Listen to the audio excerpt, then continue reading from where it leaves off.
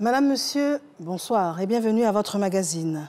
Prévenir la sexualité précoce. Malheureusement, les filles, surtout les filles trop jeunes, ont des activités sexuelles trop tôt. Alors, est-ce un besoin de découverte? Est-ce l'ignorance des risques? Ou est-ce encore un phénomène de mimétisme? La toxicomanie en milieu scolaire est également un fléau réel. Est-ce de la mauvaise influence? Est-ce l'accessibilité des substances? Ou est-ce encore l'expansion des réseaux sociaux? Alors, quel est l'état des lieux réels, donc? Et pourquoi en est-on arrivé là? Et quels sont les leviers encore possibles sur lesquels agir, qu'il va falloir actionner afin de sauver cette très jeune ou trop jeune cible en déperdition? Et ça fait l'actualité.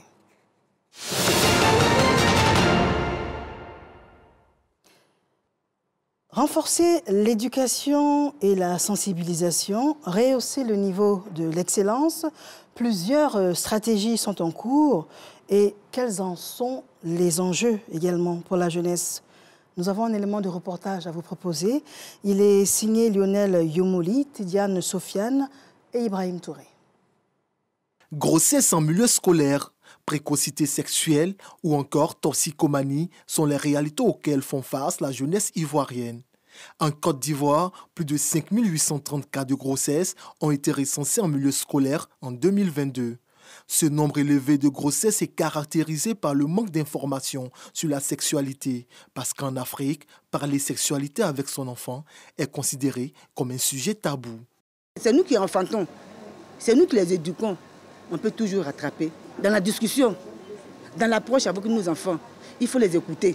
Pour les jeunes, il est important d'être informés sur la sexualité et la délinquance juvénile afin de faire attention aux dangers.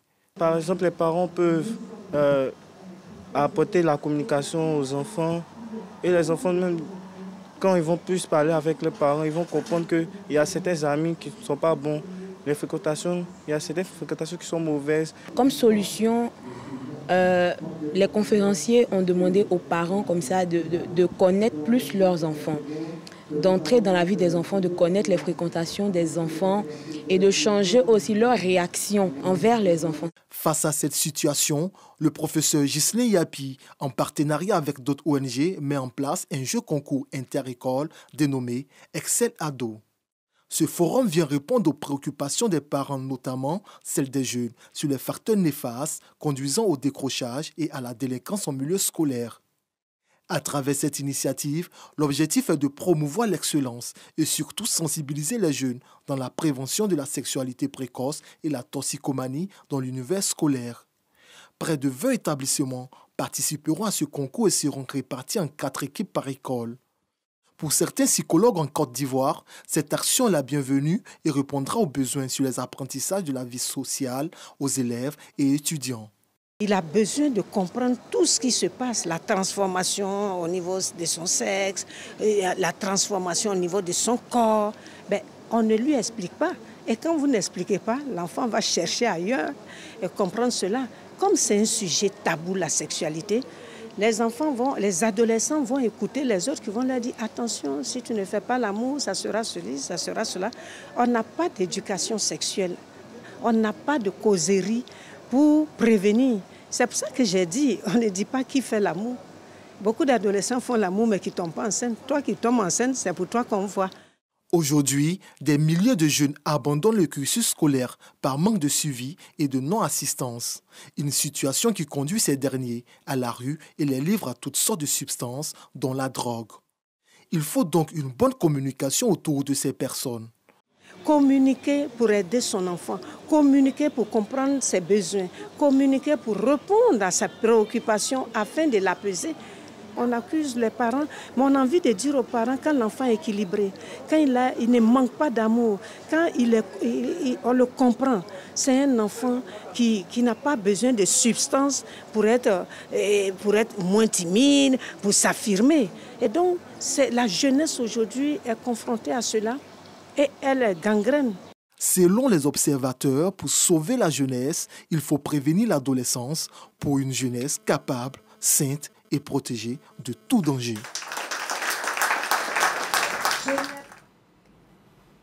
Très bel élément de reportage. Alors, au-delà de ça, je vous voyais acquiescer régulièrement.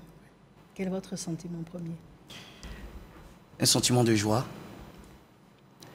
parce que nous avons mené une activité très importante et nous pensons que le but a été atteint. D'accord. Alors, vous êtes le professeur Ghislain Yapi. Oui. On vous définit comme professeur en psychologie. Oui, de l'éducation. Et vous êtes responsable d'ONG consultant. Mais la définition que vous aimez le plus que l'on donne de vous, c'est le défenseur des ados. C'est cela, c'est cela. On a le sentiment que c'est un combat personnel que vous portez. Oui, c'est une passion.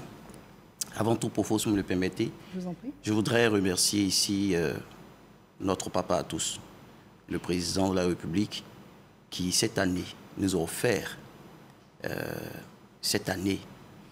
Et ensuite, à sa suite, remercier le directeur général de la RTI. C'est lui qui nous accorde cette opportunité.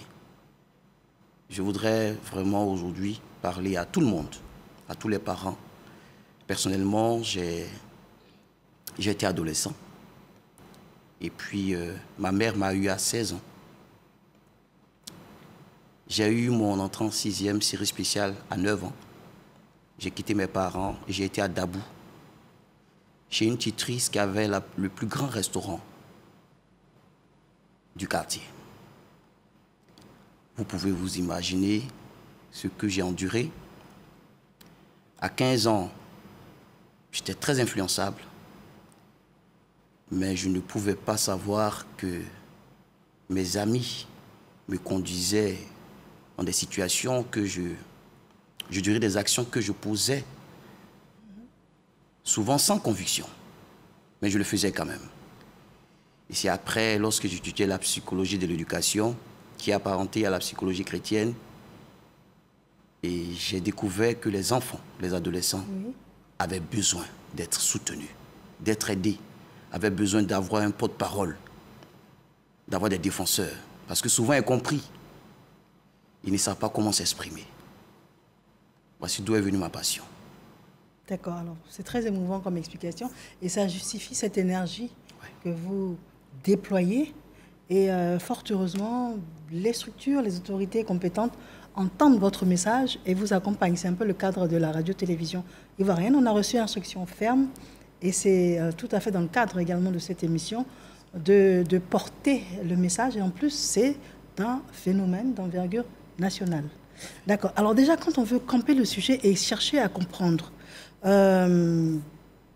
alors quand on parle donc de sexualité précoce et puis de toxicomanie en milieu scolaire, quel est l'état des lieux que l'on peut faire? Aujourd'hui, la plupart des jeunes filles, je dirais à 75%, ont déjà touché ou pratiqué la sexualité. Parce qu'il y a une différence entre connaître la sexualité et la pratiquer. Et puisque la sexualité précoce est omniprésente, nous sommes obligés de constater que les jeunes filles, comme tout à l'heure la psychologue Mme Pouane l'a dit, ce sont les filles qui prennent les grossesses que nous découvrons. Sinon, la plupart ont des rapports. Donc, il va sans dire qu'il faille nécessairement intervenir. D'accord, avant de parler d'intervention, oui, on va camper le sujet. Alors, oui, les filles, les jeunes filles, donc quand on dit jeunes filles, on commence à quel âge? Aujourd'hui, on pourrait dire aux alentours de 12 ans. Donc les petites filles? Oui, 12 ans, je dirais même 10 ans. Les très petites filles? La classe de 6e, déjà, malheureusement, connaissent, pratiquent la sexualité. Alors, quelle est la nuance entre connaître et pratiquer? Quand vous dites connaître, on peut avoir la définition, ça veut dire qu'elles ont accès, connaître, à des vidéos? Connaître, c'est de savoir ce que c'est que la sexualité. Mais à l'école, on nous enseigne la sexualité. Oui, mais je pense que la plupart des jeunes filles aujourd'hui s'informent, pas seulement à l'école, mais ailleurs, les compagnies ou les réseaux sociaux. Il y a plusieurs vraiment endroits où ces filles-là vraiment recherchent ou reçoivent les informations. D'accord. Donc on va descendre, ça veut dire que jusqu'à partir de 10 ans... 10 ans, De la classe de 6e. De la classe déjà, de 6e. Voilà. La majorité, vous voulez dire? La majorité. Des petites filles? Oui. Ce sont des gamines? Oui, des gamines, on va dire des... Bon, on peut parler de préadolescentes, mais en oui, tout cas, elles connaissent, à partir de 10 ans déjà, elles connaissent la plupart, malheureusement. Aujourd'hui, c'est le constat qui est fait. D'accord. Alors, maintenant, pour faire le parallèle avec la toxicomanie, vous voulez dire également que les petits garçons, également, au même âge, oui, connaissent... Oui. Au même âge, nous avons un tableau assez sombre parce que, je vais le dire, bon, j'ai l'habitude de dire, je ne suis pas, je dirais, je ne fais pas la lutte contre les substances. Oui. Je ne suis pas Interpol, ni DEA, mais je pense que les adolescents ne doivent pas toucher les substances. Et donc, ces enfants-là, nous avons découvert qu'à 14 ans déjà, il y a un enfant, par exemple, qui est décédé d'overdose. La première fois qu'il a touché à la drogue. Il y a plusieurs aujourd'hui, entre 13 et 17 ans, qui témoignent cette vue proposée de consommer ou de vendre même les substances, en l'occurrence la drogue. Vous voyez. Et donc, aujourd'hui, on pourrait dire que plusieurs enfants ont facilement accès à la marijuana, par exemple, ou les autres substances, et c'est dommage. Donc, on indexe le fait que les substances soient accessibles aux très jeunes enfants depuis la 6e. C'est ce que... Ça, c'est un constat. Oui, c'est ce que je plains. Je pense que nous pensons que les adolescents ne doivent pas toucher. Nous ne parlons pas de consommer. Toucher même aux substances. Ils doivent s'abstenir à cela. Parce que dès qu'ils touchent aux substances, ils ont une sensation qu'ils recherchent. Quand ils touchent cette substance, ils cherchent à recevoir cette substance et cherchant à recevoir cette même sensation, ils ne la découvrent pas jusqu'à l'accoutumance, jusqu'à la dépendance. Donc les plus chanceux, le décrochage scolaire, sinon la folie, et auquel cas, c'est la mort. D'accord, alors ce sont des tristes conclusions, mais on va chercher à comprendre. Donc le constat est que ce fléau est installé. Maintenant, avant de chercher à savoir pourquoi est-ce que c'est aussi accessible aux enfants, on va également s'appesantir sur la présence et le rôle du parent, déjà, parce que c'est accessible en milieu scolaire. Oui. Ah, d'accord. Alors, la plupart des parents travaillent, sensibilisent, et nous pensons que les parents font beaucoup. Mais vous savez, la pression sociale fait que plusieurs parents, malheureusement, malgré leur bonne volonté, oui, n'ont pas le temps d'échanger avec leurs enfants. Les autorités étatiques font beaucoup. Nous voyons les ministres qui travaillent. Nous voyons une très grande sensibilisation. Mais ça ne suffit pas. On s'est rendu compte que les enfants ont toujours des moyens pour avoir accès à ces substances-là. Donc aujourd'hui, ce que nous devrons faire, c'est de prévenir. Et c'est une âme vraiment qui pourra nous aider à changer la donne. Il faut prévenir. Parce que l'enfant qui n'est pas informé, il peut toucher à n'importe quoi. C'est pourquoi il faut surtout garder le nécessaire pour que les enfants puissent toutefois prendre ce qu'il y a mieux et qu'ils puissent continuer les études. Parce que dès qu'ils touchent à cela, ils ne peuvent plus aller à l'école. D'accord. Alors, on va essayer de comprendre les causes. Alors, déjà, quand on parle du parent, le parent avec la pression sociale, vous pensez que le parent est démissionnaire? Oh, comme je le dis tout le temps, les responsabilités sont partagées. Parce que les parents font beaucoup d'efforts. J'ai parlé des autorités, des encadreurs. Mais aujourd'hui, la société elle-même éduque nos enfants. Donc, si le parent apporte une éducation, il faut qu'il veille sur l'enfant. Parce que nous ne sommes plus les seuls à éduquer nos enfants. Nous ne sommes plus les seuls. Aujourd'hui, par exemple, les enfants écoutent plus les informations qu'ils reçoivent des réseaux sociaux que les parents. Ils écoutent plus les amis que les parents. Oui. C'est pourquoi qu'il faut avoir un certain équilibre dans l'éducation que nous apportons aux enfants et comprendre comment insérer les valeurs que nous voulons leur inculquer. Il y a de la communication, ce serait l'idéal, entre les parents et puis les enfants. Mais au-delà de cela, on a bien compris qu'il y a malheureusement d'autres sources d'éducation pour les enfants notamment qui peuvent être dangereuses. Les réseaux sociaux et puis l'influence des amis. Mais déjà, quand on veut parler encore des parents, est-ce que vous pensez que le parent, lorsqu'il éduque l'enfant, quand on tient compte des réalités africaines, vous pensez que le parent a tout l'outillage qu'il faut pour éloigner son enfant de la drogue? Aujourd'hui, nous avons des armes. Aujourd'hui, les parents peuvent changer les choses. Par exemple, nous travaillons avec la fédérale Symbiose des femmes dynamiques de Cocody. C'est une association de mères, de femmes, je suis avec la présidente, qui s'active pour sensibiliser. Elle s'implique dans l'éducation des enfants. Et je pense que ce sont des choses à encourager. Et si tous les parents pouvaient s'imprégner sur ces réalités et surtout réguler le fossé communicationnel qu'il y a avec les enfants. Parce que lorsqu'il n'y a pas de communication, il sera difficile de savoir, par exemple, les fréquentations de votre enfant. Nous avons rencontré des enfants, par exemple, qui nous ont dit qu'ils parlent avec papa une fois par mois, pas qu'il ait voyagé, dans la même maison.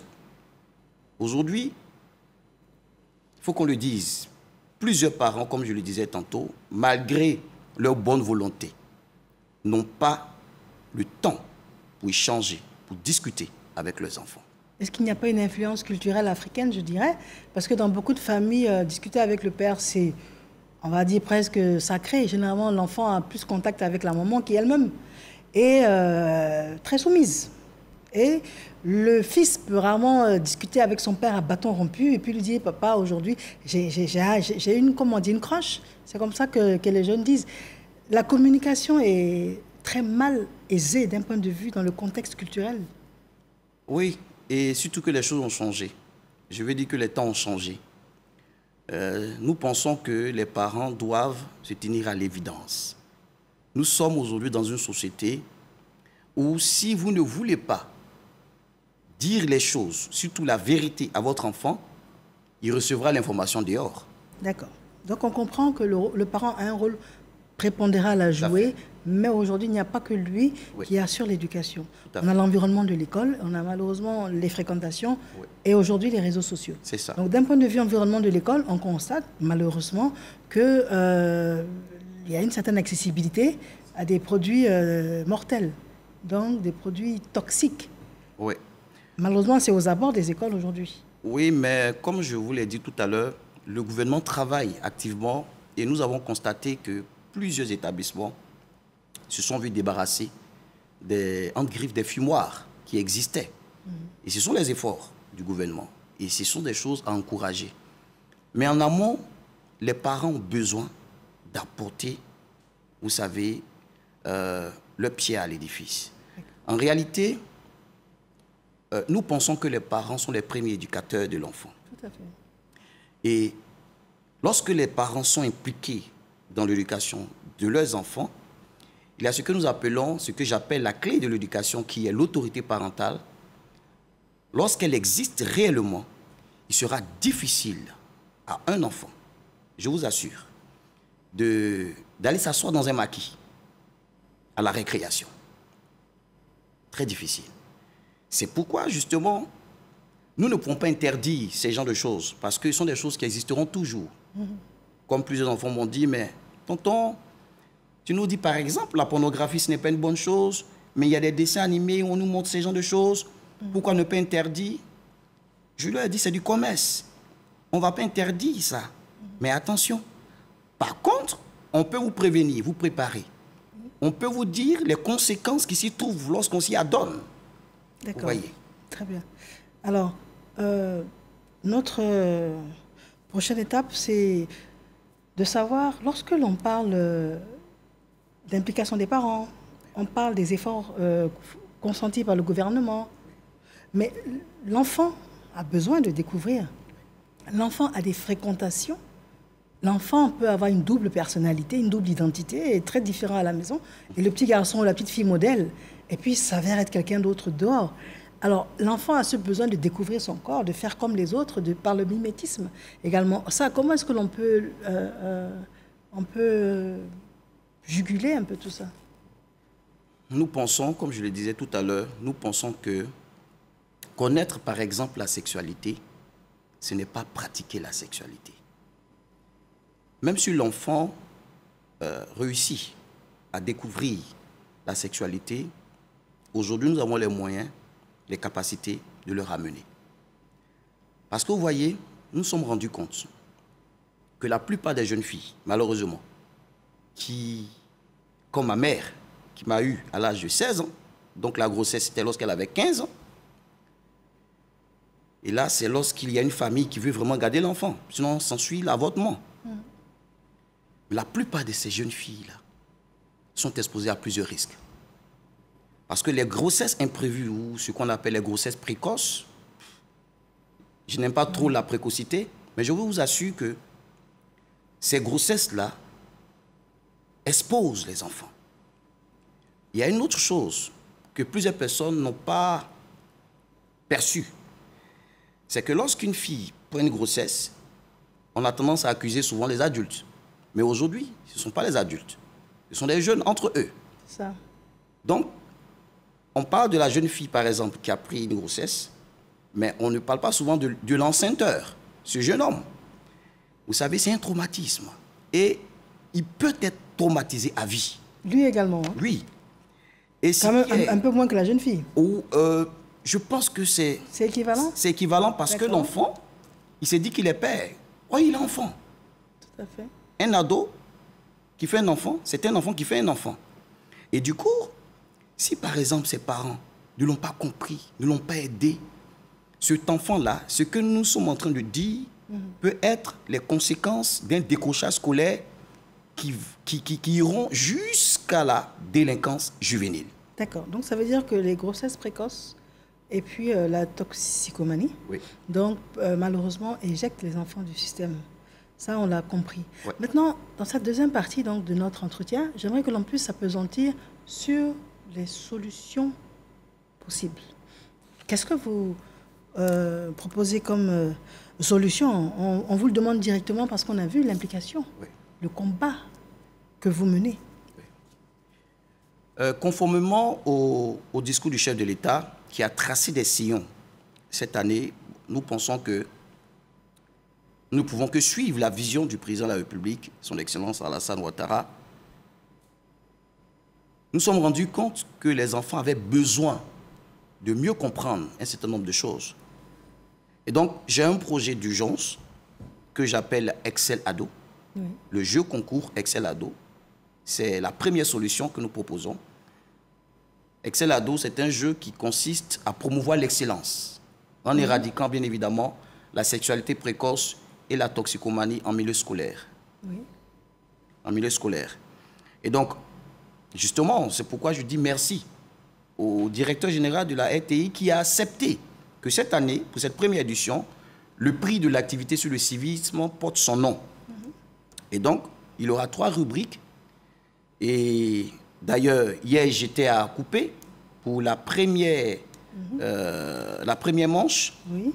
Et donc, la seconde chose, c'est l'ouverture du centre d'éducation, de prévention des accidents. Alors, votre premier axe, c'est d'inciter oui. Les jeunes filles, les très jeunes filles, oui. à les pousser à l'excellence, à la combativité, à des valeurs, en fait, c'est ça? Surtout parce que les enfants ont besoin de repères. D'accord, ça c'est le premier axe. Le premier axe, ensuite, il faille qu'ils aient un repère, l'excellence. L'excellence, d'accord. La seconde chose, c'est que nous avons mis sur pied un cadre que nous appelons un centre d'éducation de prévention, qui est gratuit, où les enfants, où les parents vont faire venir leurs enfants pour recevoir des leçons préventives qui vont les aider, n'est-ce pas, à éviter tout ce que nous appelons les ennemis de l'adolescence.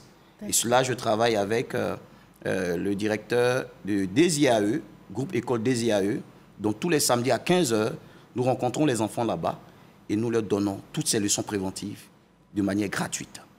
Et quand vous dites enfants, c'est de quel âge à quel âge? De 10 à 25 ans. De 10 à 25 ans. Alors, il y a des enfants, il y a des jeunes qui nous écoutent, il y a des parents qui se sentent peut-être un peu largués, passez-moi l'expression, qui pourraient se rapprocher et puis prendre conseil pour savoir comment encadrer l'enfant, l'enfant ou le jeune ou la jeune fille qui nous écoute, qui est dans une situation qu'elle pense dramatique, qui ne l'est pas forcément, peut également prendre conseil.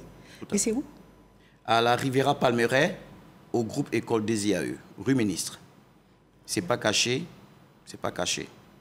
Groupe école des IAE, ce n'est pas loin de... C'est la rue Ministre.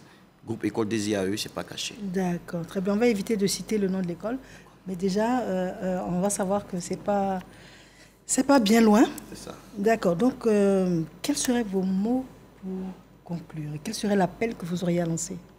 Alors, je voudrais terminer mon propos par un plaidoyer. Le premier, c'est que ce que nous sommes en train de faire est une action et en miniature. Nous y travaillons depuis 2021, mais nous avons renforcé cette année. Et nous demandons aux autorités de nous accompagner.